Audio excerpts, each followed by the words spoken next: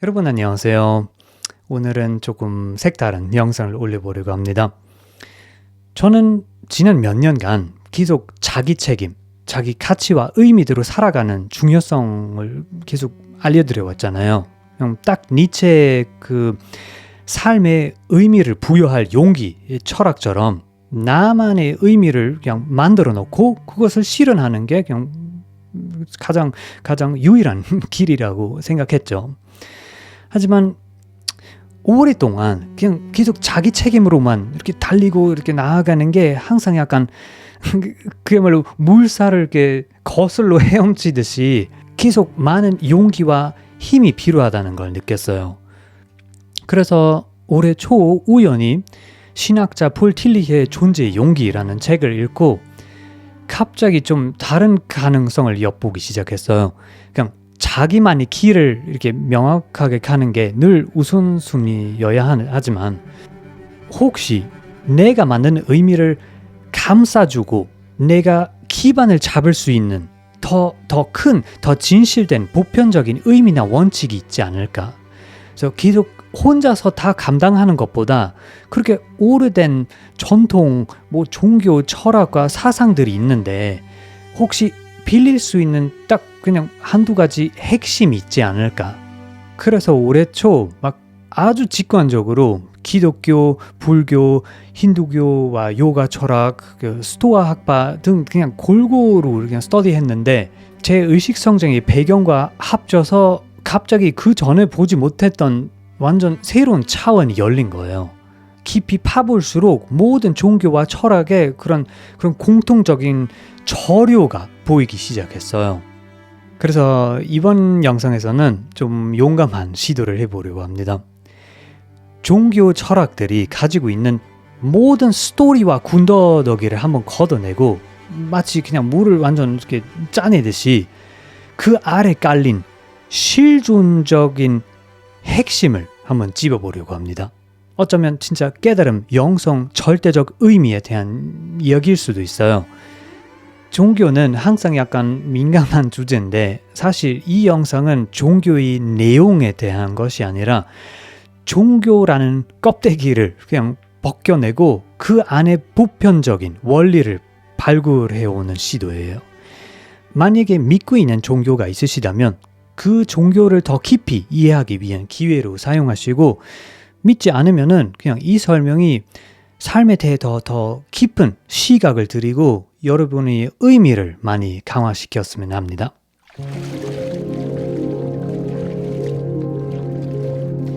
여러분 잠깐 멈춰서 상상해 보세요. 절대적 신이 있습니다. 존재 자체, 전체성, 절대성, 무한성, 막 모든 것의 창조주. 그 신은 모든 것을 초월하고 모든 것을 포함한 존재예요. 막 동시에 모든 것 안에도 내재되어 있습니다. 그냥 다예요, 다. 지금 살고 계시는 이 존재가 영구적이고 무엇보다 완벽해요. 면밀히 한번 들여다보세요. 이 존재에 막 일말의 오류나 결함이 없잖아요. 생각해보세요. 막 나무를 보고 있는데 갑자기 막 막 나타났다 사라졌다 no. 다 무엇보다 단단하고 완전해요. 존재 안의 내용물들을 그냥 막 파괴하거나 바꾸거나 막 다 할 수 있는데 그게 변형에 불과해요. 존재 바탕 자체를 건드릴 수가 없어요. 그냥 우주가 완전한 하나예요. 저는 우주라는 말을 이렇게 잘 안 쓰는 이유는 너무 천문학 같아서 그래요. 신은 다면적이에요. 물질에만 국한되지 않고 그냥 보이지 않는 것, 관계, 체계, 원칙, 사회, 생각, 감정, 영혼, 의식 모든 것이 포함돼요. 안 그러면 모든 것을 포함한 절대적 신이라고 할 수는 없잖아요. 신이 물질에만 이렇게 있다고 하면은 그럼 주관적인 경험은 어떻게 해요? 그래서 똑같이 여러분의 의식을 한번 들여다보세요. 여러분의 경험 뒤에 깔려있는 인지하는 능력. 그래서 여러분의 경험, 외부 세상, 다른 사람, 내 생각, 내 감정, 아픔 등등 그냥 이 모든 경험들이 계속 왔다 갔다 이렇게 변하는데 이 경험을 계속 관찰하는 의식도 단 한 번도 끊긴 적 없다는 걸 알아차릴 수 있나요? 그냥 깊은 수면이나 막 필름 끊기 막 그럼 경험이 잠깐 없어지지만 의식은 그대로예요. 여러분이라는 존재의 근본은 항상 그 자리에 있어요. 왜냐면 신이 일부이니까요. 그럼 모든 게 다 신, 우주, 존재 자체인데 그럼 모든 게 다 신이라면 나도 포함되겠죠? 네. 근데 우리가 그렇게 느껴지진 않잖아요. 막 내가 신이라고 하면 막 오히려 어떤 문제가 있어요. 왜 그럴까요? 자, 그걸 이해하기 위해서 저도 한 가지 비유를 한번 사용하겠습니다. 베르나르도 카스트롭에게 빌린 비유예요. 신은 무한한 강이라고 칩시다. 순수하고 깨끗하고 다면에서 끝이 없는 강이에요. 그 강밖에 없어요. 이제는 그 강에 작은 소용돌이가 가끔 생겨요. 이 소용돌이들이 분명히 강 자체잖아요. 막 같은 물이고 강과 하나예요. 하지만 만약에 소용돌이가 자신이 강이라는 걸 잊어버린다면 어떻게 될까요? 그리고 자신을 다른 소용돌이와 심지어 자신이 근원의 강과 분리된 존재라고 생각하기 시작한다면 이게 바로 우리의 운명이에요. 우리 소용돌이는 우리 마음, 심리, 정신적 역량이에요. 의식은 아직도 순수하고 깨끗한 무한한 의식인데 이게 이제 가상으로 소용돌이처럼 왜곡됩니다. 그냥 왜곡돼요. 상상된 자신이라는 스토리 안에 갇히게 되는 거예요. 다른 말로 우리가 우리 자아, 에고, 마음의 현실 왜곡으로 인해 존재의 근원으로부터 소외됩니다. 불교와 힌두교에서 이 상태를 마야라고 부르고 기독교는 에덴 동산에서의 추방, 스토아 철학에는 로고스, 그 자연 원리와 어긋난 삶입니다. 삶은 그야말로 꿈이나 허상이라고 할 수 있죠. 신은 그대로 아직 신인데 그걸 까먹고 이제 작은 개인으로서 허상을 살고 있는 거예요. 잠시 그냥 언젠가는 소용돌이가 다시 흡수되죠. 이제 여러분 그 비유에서 멈추지 말고 스스로 한번 관찰해 보세요. 내가 실제로 모든 것과 연결되어 있고 나를 분리된 존재로 이렇게 만드는 모든 게 사실 그냥 생각일 뿐이에요. 이게 약간 우리 삶을 살아가고 있는 개념적 맥락이에요. 나 자신이라는 맥락.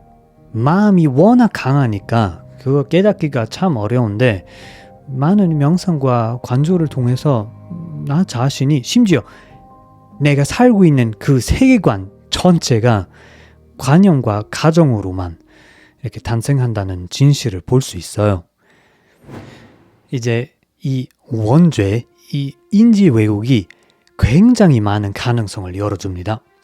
그래서 우리가 개인으로 존재하고 개인 인간으로서 삶을 살아갈 수 있는 거예요. 절대의식 강 상태로는 막 아무것도 없을 텐데 근데 마음, 개념적 분별을 할 줄 아는 이 능력 덕분에 우리가 상대적인 개인적인 세상을 탄생시킬 수 있어요. 우리가 우리 자신, 우리 삶을 마음대로 창조할 수 있어요. 그래서 역설적이게도 인간만이 유일하게 자유로운 존재예요. 그 전에 아예 없던 것을 그냥 상상해 놓고 만들어내고 그냥 개인의 삶, 개인의 자아를 꾸려나갈 수 있어요. 하지만 이 자유에는 대가가 하나 따라옵니다. 우리가 우리 본존재로부터 단절돼 있어서 늘 그런 소외감, 내가 왠지 온전하지 않다는 느낌, 그래서 더 초월적이고 더 넓고 풍요로운 것을 위한 갈망을 자꾸 느낍니다. 여러분이 아마 그 느낌을 너무 잘 아실 거예요. 삶을 이미 꽤 잘 살고 있는데 근데 왠지 뭐 이게 전부일 수가 없잖아요. 항상 그런 부름, 그런 갈증이 있는데 어디부터 시작해야 할지 몰라요. 한편으로는 우리 마음으로 우리가 궁극적으로 자유롭지만 또 다른 한편으로는 무의미의 절망에 빠지고 우리가 누구인지 모른다는 불안, 막 가짜 자신을 계속 증명하려는 고생, 이 모든 고생에도 불구하고 계속 외롭고 존재 그리고 타인으로부터 단절된 느낌을 늘 마쿠에서 경험합니다. 막 돈, 명예, 권력, 사회적 성공으로 우리가 막 온전해지려고 자꾸 노력하지만 은밀히 이게 결국 신기루밖에 안 되는 걸 알고 있으니까 다 안 먹혀요. 나 자신이라는 허상이 그 단단함을 얼마나 열심히 증명해도 소용돌이가 막 어떤 실체가 있다는 걸 증명할 수가 없어요. 그래서 모든 노력들이 다 무효로 끝나고 그냥 항상 바닥에 고꾸라지는 거예요. 이게 인간의 경험, 마야 안에 내재되어 있는 속성이죠. 한마디로 설명하자면 내가 온전하지 않다는 그 한이 내 인생 경험이 전체에 이렇게 스며들어 있어요. 그럼 이제 그 핵심 질문은 이것이잖아요. 어떻게 이 한에서 벗어나고 온전해질 수 있을까?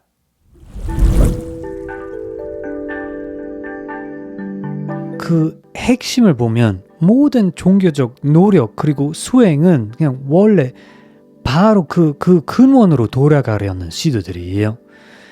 비결은 이거예요. 어떻게 소용돌이를 유지하고 강에 돌아갈 수 있는지. 제가 그동안 크게 두 가지 방법을 찾았어요. 첫 번째는 신이 내 안에 있기 때문에 내가 이미 절대성인 걸 깨달을 수 있어요. 나는 무엇인가 그걸 계속 관조해서 진리 자체를 그냥 꿰뚫어 보는 거예요. 실은 막 보는 게 아니라 그냥 나니까 그냥 되는 거예요. 머리를 잠시 조용히 시키고 그냥 아무 생각, 아무 왜곡도 없이 나는 진짜로 무엇인가? 내가 무한한 강이구나. 이게 이제 비유라는 걸 잊지 마세요. 그거 누구나 스스로 깨달아야 합니다. 절대적인 거니까 그냥 말로 설명이 안 돼요. 그냥 마의 상대적인 개념 세상에서는 막 모든 게 다 설명되지만 신성, 하느님, 아트만, 존재 자체 등을 직접 경험할 수밖에 없어요. 그냥 언어를 초월합니다. 하지만 많은 사람들이 이제 큰 로망에 빠져요. 오케이, 이제 한번 깨달으면 영원히 자유롭겠구나. 그럴 확률이 굉장히 낮아요. 왜냐면 마음이 여전히 작동하고 있어요. 막 마음이 그 깨달음을 금방 그냥 길어봤자 3일 안에 다시 개념으로 덮었을 거예요. 반복해서 여러 번 깨달아야지 이제 어느 정도 강 안에서 이제 자리 잡을 수 있는데 실은 현대 생활하는 그냥 일반인들은 저 포함해서 막 현실적으로 노력하면 뭐 한두 번 신성을 엿볼 수 있지만 막 완전히 그 상태를 체현하는 건 막 평생의 풀타임 헌신이어야 돼요. 주로 스님, 수도승, 요기, 산야시들이 주고하는 길인데 쓸데없는 군더더기 스토리 없이 그냥 바로 신성으로 그냥 약간 추월차선이라고 부를 수 있는데 이게 쉬운 일이 아니고 그 중에도 깨닫지 않는 사람들이 대부분이라는 걸 잊으면 안 돼요. 그래서 두 번째, 훨씬 실용적인 누구나 할 수 있는 길은 우리 마음의 심각한 왜곡을 알아차리고 대신 절대적 원칙과 맞추는 거예요. 우리가 가상의 자기 토치에 빠지고 그냥 그 맥락 속에서 완전히 삐뚤어진 그리고 고통이 참 많은 삶을 살아갈 수도 있고 아니면 나 자신이 그 에고적 충동을 잠깐 두 번째로 하고 대신 양심, 진실, 직관, 진정성, 사랑, 도 같은 그런 보편적 원리대로 삶을 펼칠 수 있어요. 약간 다시 비유적으로 강의 흐름, 보편적 생명력과 맞춘다는 뜻이에요. 니체를 조금 공부하셨다면 그게 딱 권력의 의지로 이해할 수 있어요. 내 마음, 내 자아 도취가 딱 그 우주적 흐름을 계속 막는 거예요. 근데 만약에 우리 좁은 마음에서 조금만 이렇게 나올 수 있다면 우리가 모두 그 우주적 의지를 접근할 수 있어요. 이 두 개 영상에서 이미 언급했는데 진리는 다양한 자연 원칙으로 나타나죠. 큰 강 안에서 정의상 모든 게 이미 다 연결되어 있으니까 사랑, 연결성, 확장, 기여, 주저없는 나눔, 창조, 그냥 그게 다 자연스러운 것이고 반대로 이렇게 불안, 자기 도취, 자기 기만, 나르시시즘, 강박, 우울한 감정, 무기력 등은 그냥 오로지 강한 왜곡에서만 비롯되는 현상들이에요. 우리가 직관적으로, 즉 강의 흐름대로 무엇이 진실되고 올바른지 이미 알고 있어요. 기독교의 10계명, 사랑의 계명, 불교의 5개, 발정도, 스토아 철학의 4가지 덕, 그게 맞고 올바르다는 것에 대해 아무 설득이 필요 없잖아요. 그건 바로의 자연의 원리니까요. 이게 진정한 나로서 산다는 진짜 의미예요. 제가 지난 10년 전부터 계속 해왔던 이야기. 그냥 상상된 나 자신으로 살지 말고 나 자신은 그냥 개념적 덩어리예요. 온전한 나대로, 즉 보편적 원칙으로 삶을 살아가는 거죠. 이제 내 행동, 내 목표의 정확한 형태는 내가 정하면 돼요. 진정한 내가 의사할까, 엔지니어 할까, 그게 중요하지 않아요. 원칙만 명확히 잡고 이제는 정확하게 그 원칙을 어떻게 세상에 실현할지 그게 내 몫입니다. 내 자유 선택이에요. 엔지니어링 하고 싶으면 그걸 하고 의학 하고 싶으면 그걸 하고 중요한 게 모든 게 사랑, 확장, 평화, 자유, 직관 등의 방향으로 이렇게 내 개인적 불안을 넘기고 신, 존재의 근원을 위한 사랑으로 세상에서 행동하면 그때 진짜 기쁨을 경험할 수 있어요.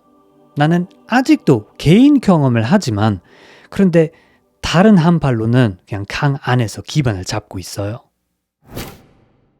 이 설명이 제가 보기에는 모든 종교의 뜻을 다 포함시킨다고 생각해요. 공통적으로 먼저 존재의 근원으로부터의 소외가 일어나고 다시 거기로 우리가 돌아가려는 시도, 그리고 일상에서 그 원칙을 실현하는 노력. 제가 가장 크게 찾은 차이가 이거였어요. 불교, 힌두교, 스토아 그리고 도교에서는 주로 노력으로 이렇게 해탈하려고 합니다. 명상, 관조, 요가, 내 주도적인 의도로. 반면 기독교는 은총을 통한 구원을 많이 강조합니다. 그래서 하나는 주로 자력, 하나는 타력. 여기서 맞고 틀린 게 없어요. 그냥 두 개 맥락을 둘 다 활용하면 제일 좋아요. 그냥 그 뉘앙스만 많이 신기했어요. 그래서 결론적으로는 우리가 평생 개인으로 이렇게 살아갈 거예요. 하지만 우리 작은 자신보다 훨씬 더 큰 힘이 작동한다는 걸 우리가 잊으면 안 됩니다. 그 힘이 나 자신을 초월하고 동시에 나이기도 해요.